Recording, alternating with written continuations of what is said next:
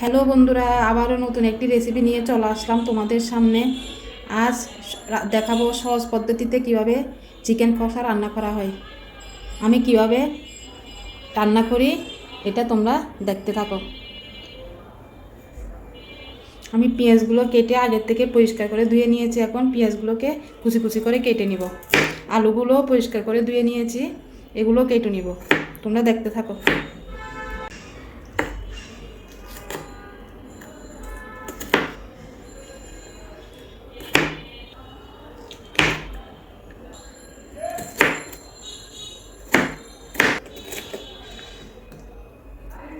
বন্ধুরা, আমার পেঁয়াজ কাটা হয়ে গেছে। আমি এখন পেঁয়াজগুলোকে নিয়ে নিব। দেখো, আমার পেঁয়াজ কাটা হয়ে গেছে, এগুলোকে আমি নিয়ে নিয়েছি। এখন আমি আলুগুলো কেটে নিচ্ছি।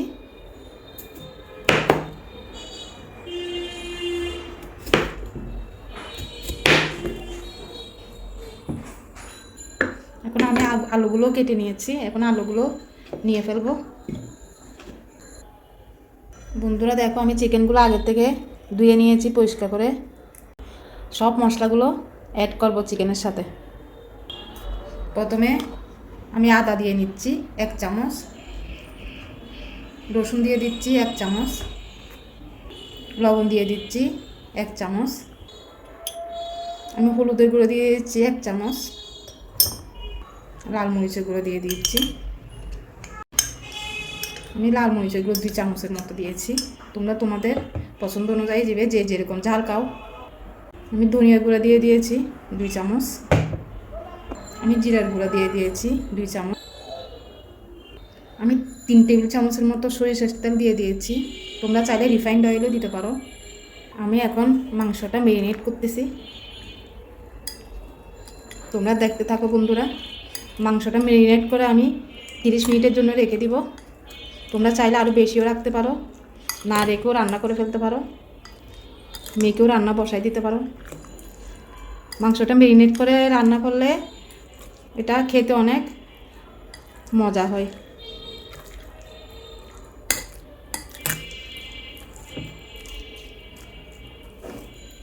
আমার মাংসটা ম্যারিনেট করা হয়ে গেছে। এখন এটা আমি ঢাকনা দিয়ে রেখে দিব। এখন আমি ঢাকনা দিয়ে দিচ্ছি।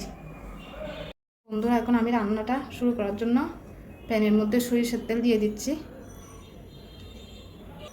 প্রথমে আমি আলুগুলোকে ভেজে নিব।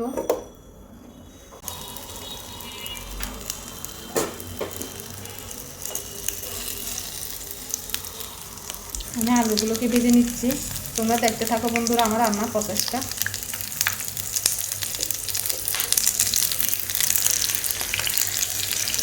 বন্ধুরা, আমি আলুগুলোকে একটু লালচে করে ভেজে নিব। মাংসের আলু একটু লালচে করে ভেজে নিলে মাংসটা খেতে অনেক টেস্টি লাগে। বন্ধুরা, আলুগুলো ভাজা হয়ে গেছে, এখন আমি এগুলো তুলে নিচ্ছি।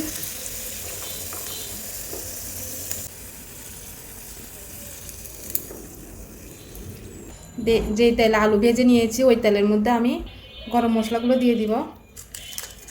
দারুচিনি, এলাচি, লবঙ্গ, লং এগুলো দিয়ে দিয়েছি। পেঁয়াজগুলো দিয়ে দিব।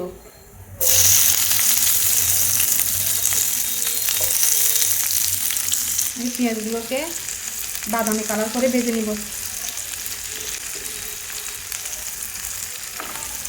সহজ পদ্ধতিতে ঘরোয়া মশলা দিয়ে এভাবে চিকেন রান্না করলে খেতে অনেক সুস্বাদু হয়।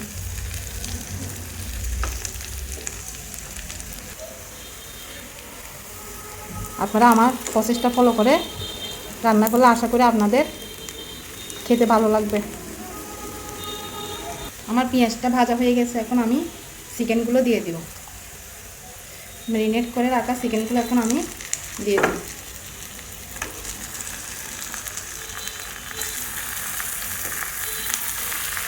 চিকেনগুলোকে দিয়ে ভালো মতো কষিয়ে নিব।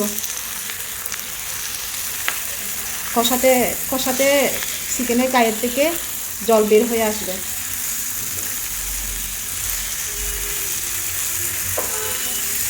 আপনারা এভাবে একবার হলেও ট্রাই করে দেখবেন।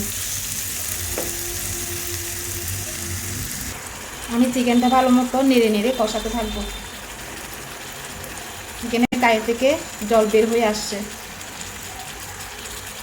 এখন আমি ঢাকনাটা দিয়ে দিব। চিকেনটা আমি আবারও নেড়ে দিচ্ছি।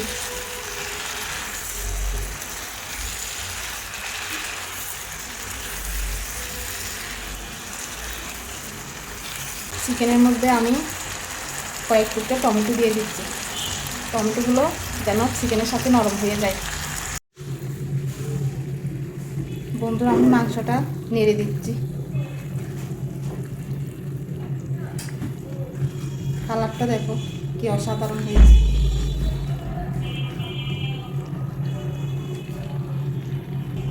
বন্ধুরা, এখন আমি আলুগুলো দিয়ে দিব।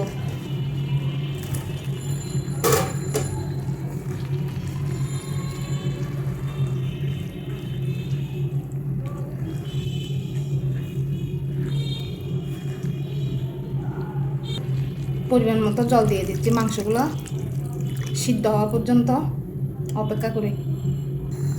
ঝোলটা ফুটে ওঠা পর্যন্ত অপেক্ষা করব। এরপর ঢাকনা দিয়ে দিব।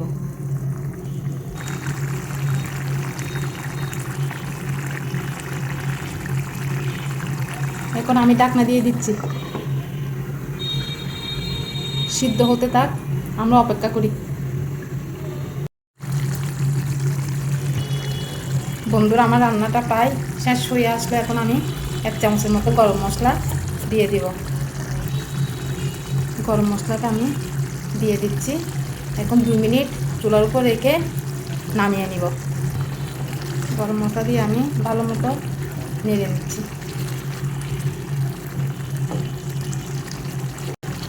আমার চিকেন কষা রেডি।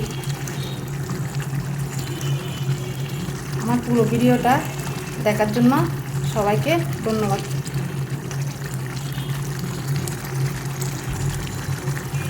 বন্ধুরা, আমি পরিবেশনের জন্য বাটিতে চিকেনটা তুলে নিচ্ছি।